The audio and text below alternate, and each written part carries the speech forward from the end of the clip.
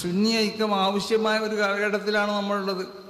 കാരണം ഇന്നൽക്ക് സുന്നത്ത് ജമാഅത്തിന് നാനാഭാഗത്തുനിന്നും അതിനെ കൊത്തി വലിക്കുമ്പോൾ അതിനുള്ള സുന്നി ആശയമുള്ളതായ സംഘടനകൾ സംഘടനാപരമായിട്ട് നമുക്ക് ചിലപ്പോൾ യോജിക്കാൻ കഴിഞ്ഞില്ല എന്ന് വരും. പക്ഷെ ആശയത്തിൽ നമ്മൾ യോജിക്കണം. ആ നിലക്ക് സുന്നത്ത് ജമാഅത്തിൻ്റെ ഇതിൽ വരുന്നതായ എല്ലാ ശക്തികൾക്കെതിലും നമ്മളെന്താവണം, ശക്തമായി നിന്നുകൊണ്ട് അതിനെ പ്രതിരോധിക്കുക തന്നെ വേണം. ഇതൊരു ചെറിയൊരു സംഗതിയായിട്ട് കണക്കാക്കിയാൽ പറ്റില്ല. അപ്പോൾ പരസ്പരം അങ്ങും ഇങ്ങും ഫിത്തനകൾ ഉണ്ടാക്കിക്കൊണ്ട് ഫിത്തനത്തുൽ അഹ്ലാസ് റസൂലുള്ളാഹി സ്വല്ലല്ലാഹു അലൈഹി വസല്ലം തങ്ങൾ പറഞ്ഞില്ലേ. അപ്പോൾ ഫിത്തനത്തുൽ അഹ്ലാസ് എന്ന് പറഞ്ഞാൽ എന്താ, വിട്ടുമാറാത്ത ഫിത്തന. ഒരു അഹ്ലാസ് ഒരു വാഹനവുമായുള്ള ബന്ധം പോലെ, അല്ലെങ്കിൽ അതിന്മേൽ വാഹനത്തിന്മേൽ യാത്ര ചെയ്യുന്ന ആളുമായിട്ടുള്ള ബന്ധം പോലെ ആയിരിക്കും ഇനി ഇവിടുന്ന് അങ്ങോട്ട് ഉണ്ടാകുന്ന ഫിത്തന. ഓരോ കാലഘട്ടത്തിൽ ഓരോ ദിവസങ്ങളിലും ഫിത്തന ഇവിടെ ഉൽപ്പാദിപ്പിക്കപ്പെടുകയാണ്. അപ്പോൾ അതിൽ നമ്മൾ വിട്ടെടുക്കാൻ വേണ്ടി ശ്രമിക്കുക. മുദരിസന്മാർ പ്രത്യേകം അവർ ശ്രദ്ധിക്കേണ്ടത് ദർസിലുള്ള നമ്മളെ മക്കൾ, നമ്മളെ കുട്ടികൾ. ആ കുട്ടികളെ നമ്മൾ സുന്നത്ത് ജമാഅത്തിൻ്റെ വിശ്വാസവും ആശയവും ആദർശമൊക്കെ അവർ അതിനു വേണ്ടിയുള്ള സമസ്ത കേരള ജമിയത്തുൽ ഉലമയെ വളർത്താൻ വേണ്ടിയാണ് നമ്മളൊക്കെ നിൽക്കുന്നത്. നമ്മൾ പ്രവർത്തിക്കുന്നതിന് വേണ്ടിയാണ്. സമസ്ത കേരള ജമിയത്തുൽ ഉലമയും സമസ്ത കേരള ജമിയത്തുൽ ഉലമൻ്റെയും പോഷക സംഘടനകൾ അതിനെ വളർത്താൻ വേണ്ടിയാവണം നമ്മൾ ശ്രമിക്കേണ്ടത്. ഇന്നതല്ല, നാഗ ഫിത്തനകൾ ഉണ്ടാക്കിക്കൊണ്ടിട്ട് വിഭാഗീയത ഉണ്ടാക്കിക്കൊണ്ടിട്ട് ഈ സംഘടന ഏതെങ്കിലും നിലക്ക് ജനങ്ങളിൽ താറടിക്കാൻ വേണ്ടി ശ്രമിക്കുന്ന ചില പ്രവർത്തനങ്ങൾ പല ഭാഗത്തു നിന്നുണ്ടാകുന്നു. ഇത് ആരുടെ ഭാഗത്തു നിന്നാണെങ്കിലും അത് നിർത്തിവെക്കണം. അത് നിർത്തിവെച്ചേ പറ്റുള്ളൂ. ആവശ്യമില്ലാത്ത ഫിത്തനകൾ അതുണ്ടാക്കിക്കൊണ്ടിട്ട് ഇവിടെ ഫിത്തനകൾ ഉണ്ടാക്കാൻ വേണ്ടി നമ്മൾ, പ്രത്യേകിച്ച് മുദരിസുമാരാവുന്ന നമ്മളും മറ്റുള്ള ആളുകളൊന്നും അതിന് മെനക്കെടാൻ പാടുള്ളതല്ല. ഇതൊരു വലിയ സംഘടനയാണ്. ഈ സംഘടനയെ വളരെയധികം പ്രയാസപ്പെട്ടുകൊണ്ട് പാടുപെട്ടുകൊണ്ടാണ് വരുന്നൽക്ക് ഇതിനെ ഉണ്ടാക്കിക്കൊണ്ടുവന്ന് ജനങ്ങളിൽ ഇതിനൊരു വിശ്വാസമുണ്ട്. ജനങ്ങളെ വളരെയധികം വിശ്വസിക്കപ്പെടുന്നതായ ഒരു സംഘടനയാണ്. ജനങ്ങളെ എല്ലാ നിലക്കും അവലംബിക്കുന്ന ഒരു സംഘടനയാണ് സമസ്ത കേരള ജമിയത്തുൽ ഉലമ. അതിൻ്റെ പലർക്കും പല പോരായ്മകളുണ്ടാവും. അത് മനുഷ്യരാകുമ്പോൾ മനുഷ്യന്മാർക്ക് പല പോരായ്മകളും പല ന്യൂനതകളൊക്കെ ഉണ്ടാവും. മാസൂമികളല്ല, ഇസ്ബത്ത് എന്നുള്ളത് അത് അമ്പിയാക്കന്മാരെ കൊണ്ട് മാത്രം മുഖ്തസ്വത്താവുന്ന ഒരു സംഗതിയാണ്. നമുക്കറിയാതെ നമ്മളാരും മാസൂമികളല്ല. പക്ഷേ മാസൂമികളല്ലെങ്കിൽ നമുക്ക് ഇസ്തിഖാമത്തിനെ കഴിയുന്നമായിരിക്കും ഉണ്ടാക്കി തീർക്കാൻ വേണ്ടി നമ്മൾ ശ്രമിക്കണം. അപ്പം അതുകൊണ്ട് സുന്നത്ത് ജമാഅത്തിനെ നാനാഭാഗത്തു നിന്നുമായി നശിപ്പിക്കാൻ വേണ്ടി ശ്രമിക്കണേ.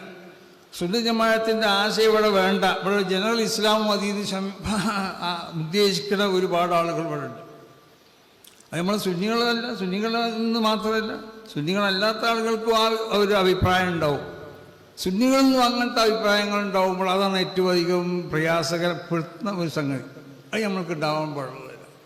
ഇവിടെ എങ്ങനെയെങ്കിലും ഉസ്താദന്മാരൊക്കെ എത്രമാത്രം വിഷമിച്ച് ഇത്രമാത്രം പ്രയാസപ്പെട്ട് സുന്നത്ത് ജമാഅത്തിന് വേണ്ടി അവർ പ്രസംഗിച്ചതും അതിനുവേണ്ടി ഒരു പ്രവർത്തിച്ചതൊക്കെ ഇതിനു വേണ്ടിയാണ്. ദീൻ്റെ ആ തനിമ ഇവിടെ നിലനിൽക്കാൻ വേണ്ടിയാണ് നമ്മളെല്ലായിടത്തും നമ്മൾ പ്രസംഗിക്കുക. എന്നിട്ട് പിന്നെ സുന്നത്ത് ജമാഅത്ത് അതിൻ്റെ യഥാർത്ഥ സുന്നത്ത് ജമാഅത്തിന് ആർക്കും താറടിക്കുക, ആർക്കും എവിടെ വെച്ചുകൊണ്ട് സുന്നത്ത് ജമാഅത്തിനെ പരിഹസിക്കാം. ആ ഒരവസ്ഥ വരുമ്പോൾ അതിനെതിൽ ശബ്ദിക്കാനെന്ന് നമുക്ക് പ്രയാസമുണ്ടെന്ന് തോന്നും. ചിലപ്പോൾ ആരും ശബ്ദിക്കാൻ അങ്ങനെ മുന്നോട്ട് വരണില്ല. ശബ്ദിക്കുകയാണെങ്കിൽ അതിൽ വല്ല കാര്യങ്ങളും വല്ല പ്രയാസങ്ങളും ഉണ്ടാവും. ഇതൊക്കെ വിചാരിച്ചിട്ട് നമ്മൾ തന്നെ മിണ്ടാതിരിക്കുമ്പോൾ മനസ്സിലാക്കണം എന്താണെന്ന് ചോദിച്ചാൽ, സുന്നത്ത് ജമാഅത്ത് എന്ന് പറഞ്ഞാൽ ആർക്കും താറടിക്കാൻ പറ്റിയ ഒരു സംഘടനയാണെന്ന് ആരെങ്കിലും മനസ്സിലാക്കുന്നുണ്ടെങ്കിൽ അവർക്ക് തെറ്റുപറ്റി. ഒരിക്കലും സുന്നത്ത് ജമാഅത്തിനെ താറടിക്കാൻ ഞങ്ങളൊക്കെ ഈ നേതൃസ്ഥാനത്തുള്ള കാലത്തോളം ഒരിക്കലും അനുവദിക്കില്ല. അത് വളരെ ശക്തമായ നിലക്ക് പറയണം. അപ്പോൾ അതുകൊണ്ടിട്ട് ആർക്കും എന്തും പ്രസംഗിക്കാമല്ലോ. അത് പ്രസംഗിക്കണമെങ്കിൽ ഇന്ത്യ രാജ്യത്ത് എല്ലാവർക്കും എന്തും പ്രസംഗിക്കാനുള്ള സ്വാതന്ത്ര്യമുണ്ട്.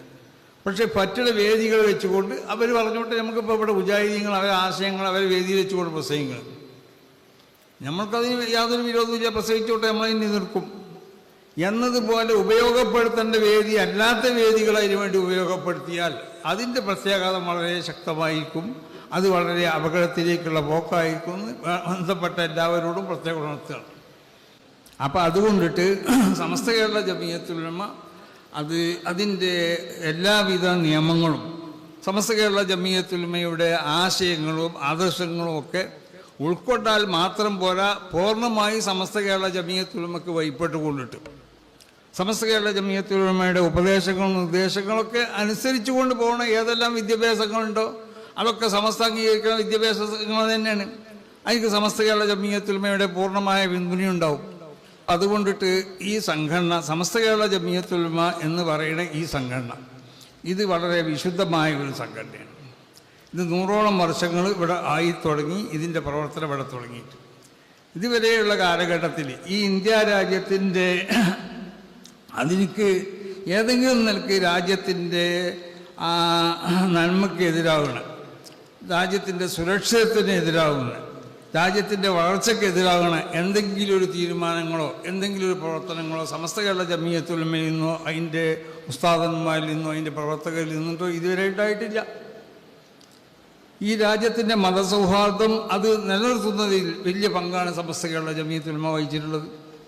ഇവിടെ വിദ്യാഭ്യാസ മേഖലയിൽ വലിയ വിപ്ലവമാണ് സമസ്ത കേരള ജമിയത്തുൽ ഉലമ ഇവിടെ സൃഷ്ടിച്ചിട്ടുള്ളത്. പ്രത്യേകിച്ച് 2 വിദ്യാഭ്യാസം കൂടി യോജിപ്പിച്ചു കൊണ്ടുപോകുന്നു. അതിനൊന്നും സമസ്ത കേരള ജമിയത്തുൽ ഉലമ എതിരല്ല. പക്ഷേ ഏത് വിദ്യാഭ്യാസമാണെങ്കിലും ഇപ്പോൾ ആധുനിക അല്ലം ആദമല്ല അസ്മാഅകുല്ല എന്നല്ലേ, എല്ലാ ടെക്നോളജി ആധുനിക പഠിപ്പിച്ചു കൊടുത്തു എന്നല്ലേ വിശുദ്ധ ഖുർആനിൽ പറയുന്നത്. പക്ഷേ ആധുനികൻ്റെ മക്കളിൽ അത് 2 നിലക്ക് ഉപയോഗിച്ചു പോകുന്നു. ഒരു വിഭാഗം എന്താക്കി അത് ഇലാഹിയായ സംവിധാനങ്ങൾ ഉപയോഗിച്ചുകൊണ്ട് ആ ടെക്നോളജി ഉപയോഗിച്ചു. ഇതാണ് അള്ളാഹുവിൻ്റെ അമ്പിയാക്കന്മാരും അള്ളാഹുവിൻ്റെ ഔലിയാക്കന്മാരും.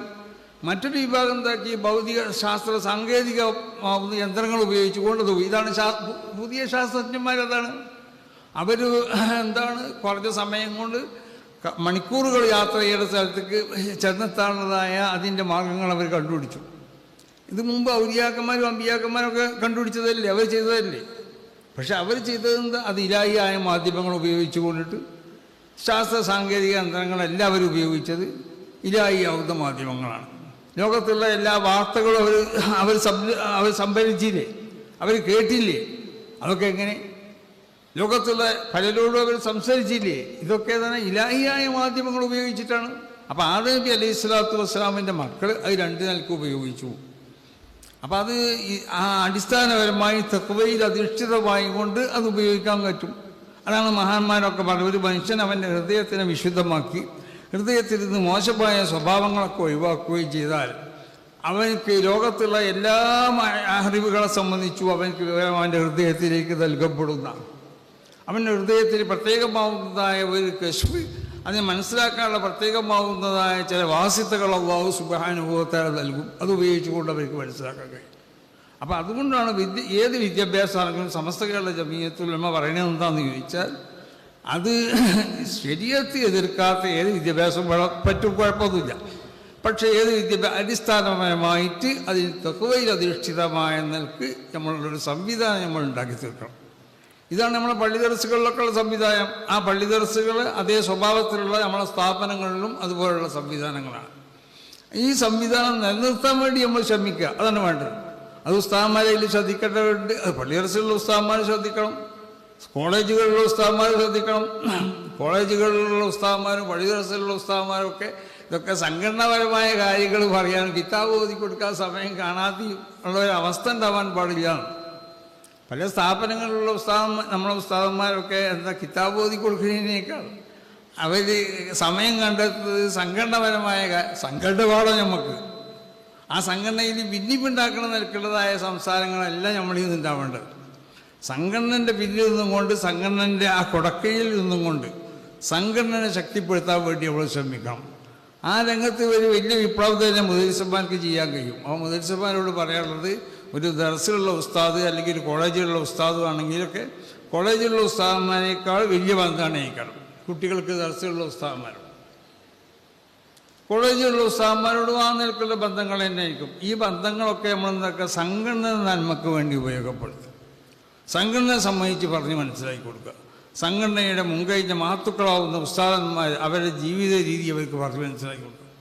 അവരൊക്കെ എങ്ങനെയാണ് കിതാബിൽ സമയം കഴിച്ചിരുന്നത്.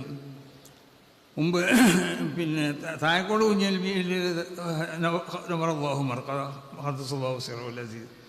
അവന് മുമ്പ് തായക്കോട് ദർശനത്തിൻ്റെ കാലത്ത് പറഞ്ഞു വെക്കാം. മുപ്പര് സുബൈ കേൾക്കാൻ വരുമ്പോഴേ കുട്ടികളൊക്കെ അവസ്ഥ പള്ളിയിൽ കിടന്ന് ഉറങ്ങണേക്കാറും. അപ്പോൾ മൂപ്പര് അത് കണ്ട് ഒരുത്തരോട് മനജി കുറച്ച് കണ്ടു തിരിഞ്ഞിരുന്ന മറ്റവനോട് ഇജ്ജി കണ്ടു തിരിഞ്ഞേക്ക് ഞാൻ സുനത് കഴിച്ചട്ടേന്ന് മൂപ്പര്. അപ്പം കുറേ അധികം കുട്ടികളുണ്ട്, കുട്ടികൾക്ക് ഉറങ്ങാൻ സ്ഥലമില്ല. അപ്പോൾ കുട്ടികളൊക്കെ അപ്പം വന്ന് ഉറങ്ങിയിട്ടുണ്ടാവുള്ളൂ. അപ്പോൾ ആ കുട്ടികളെ മൂപ്പര് നിസ്കാരത്തിന് വേണ്ടി വിളിക്കൽ ഇങ്ങനെ വിളിക്കൽ, ഇത് അങ്ങോട്ട് തിരിഞ്ഞെടുക്ക് മറ്റവരോട് ഇങ്ങോട്ട്. അപ്പോൾ ഇത് ഉസ്താദ് ഇത് പറയുമ്പോൾ കുട്ടികൾ എണീച്ച് പോയി. അപ്പോഴാണ് ഇവർ അറിയണത്. അപ്പായിട്ട് കുറേ ഒരു മണിക്കൂർ അരമണിക്കൂർ മുമ്പ് കിതാബ് നോക്കിക്കൊണ്ട് അപ്പളേ ഉറങ്ങിയിട്ടുണ്ടാവുള്ളൂ. അപ്പോൾ ആ നിലയ്ക്ക് കിതാബിൽ എല്ലാ സമയങ്ങളും പൂർണ്ണമായി ഉപയോഗപ്പെടുത്തിക്കൊണ്ടിട്ട് അടിസ്ഥാനപരമായി ഏറ്റവും നമുക്ക് ആവശ്യം തഖ്വയാണ്. ആ തഖ്വ ഉണ്ടാക്കി തീർക്കാൻ വേണ്ടി നമ്മൾ ഓരോരുത്തരും ശ്രമിക്കണം. നമ്മളെല്ലാം തഖ്വ വേണം. അത് നമ്മൾ മക്കളിലേക്കും പകരണം. അങ്ങനെയല്ലേ? നമ്മൾ ശിഷ്യന്മാരിലേക്ക് അത് പകരണം. അത് നമ്മളതിൽ അനാസ്ഥ വരുത്തിയാൽ അതായിരുന്നു പഴയ ദർസിൻ്റെ ഒക്കെ ഒരു പവർ തീർന്നു. പഴയ ഉസ്താദന്മാരുടെ ദർസിൽ അവരധികം ആജ്ഞകളുണ്ടായിട്ടില്ല. ദർസിൽ വലിയ വലിയ ഉസ്താദന്മാരൊന്നും കൽപ്പിക്കലില്ല. വലിയ ഉസ്താദന്മാരെ ദർസ്, പല ഉസ്താദന്മാരുടെ ദർസിനെ പറ്റി നമുക്ക് പറയാം. ഒരു ദർസിൽ നിൽക്കേക്ക് അല്ലെങ്കിൽ സുന്നക്കേക്ക് റുഹക്കേക്ക് വിതർക്കേച്ചൊന്നും പറയില്ല. ഉസ്താദ് പറയേണ്ട ആവശ്യമില്ല. കുട്ടികളൊക്കെ അവർ സ്വമേധയ അതിന് വഴിപ്പെട്ടുകൊണ്ട് ഒരു നന്മൻ്റെ സ്വഭാവങ്ങൾ അവരിൽ ഉണ്ടായിത്തീരും. അതെന്തുകൊണ്ടാണ്? ഉസ്താദന്മാരുള്ള ആ നന്മ അവരിലേക്ക് കൂടി പകരാണ് ചെയ്തത്. അപ്പോൾ ആ നിലക്ക് എല്ലാവരും ശ്രദ്ധിക്കേണ്ട കാര്യങ്ങളാണ് പറയുന്നത്. സമസ്ത കേരള ജമിയത്തുലമ്മയുടെ 100-ാം വാർഷികം വരാൻ പോവുകയാണ്. അതിനെ ശക്തിപ്പെടുത്താൻ വേണ്ടി എല്ലാവരും ശ്രമിക്കുക. അതിനു വേണ്ടിയുള്ള പ്രവർത്തനങ്ങളെല്ലാവരും നടക്കുക. സമസ്തൻ്റെ കീഴിൽ എല്ലാവരും ഒറ്റക്കെട്ടായിട്ട് നിൽക്കുക. സമസ്തക്ക് വേണ്ടി പ്രവർത്തിക്കുക. സമസ്തയുടെ ആശയാദർശങ്ങൾ അതിനെ പരിഹസിക്കണം, അതിനെ എതിർക്കണം. പലരും ഉണ്ടാവും, ലോകത്ത് ഉണ്ടാവുമല്ലോ. അങ്ങനെ ഓരോ നമ്മളെ ആശയങ്ങൾ എതിർക്കുന്ന ആളുകളുണ്ടാവും. എന്നാൽ അതൊക്കെ നിസ്സാരവൽക്കരിക്കല്ല വേണ്ടത്. അല്ലെങ്കിൽ അവരോട് വിശദീകരണം ചോദിക്കല്ല. ഇതിനൊക്കെ എന്താണ് വിശദീകരണം ചോദിക്കാൻ? ആരോടൊന്നും വിശദീകരണം ചോദിക്കേണ്ടതല്ല. സമസ്ത കേരള ജമിയത്തുലമ്മ വിഭാവനം ചെയ്യുന്ന ഒരു ആശയത്തിനെ പച്ചയിൽ ഒരാൾ എതിർക്കുമ്പോഴും അതിന് വിശദീകരണം ചോദിക്കല്ലേ, ശക്തമായി മറുപടി പറയാണ് വേണ്ടത്. അപ്പോൾ അതുകൊണ്ടിട്ട് ആ നിലക്ക് സമസ്തനെ ശക്തിപ്പെടുത്താൻ പറ്റുന്നതായ ഉൽപ്പാദനങ്ങളാവണം നമ്മൾ ഉണ്ടാക്കി തീർക്കുന്നത്. അതിന് പറ്റുന്നതായ ആലിമ്യങ്ങൾ ഉണ്ടാക്കി തീർക്കാൻ അല്ലാഹു സുബ്ഹാനഹു വ തആല നമുക്കൊക്കെ തൗഫീഖ് ചെയ്യട്ടെ എന്ന് ദുആ ചെയ്തുകൊണ്ടിട്ട് ഈ സംരംഭം അല്ലാഹു ഖബൂൽ ചെയ്യട്ടെ എന്നുകൂടി ദുആ ചെയ്യുന്നു എന്നുകൊണ്ട് അവസാനിപ്പിക്കുന്നു. അസ്സലാമു അലൈക്കും വറഹ്മത്തുള്ളാഹി.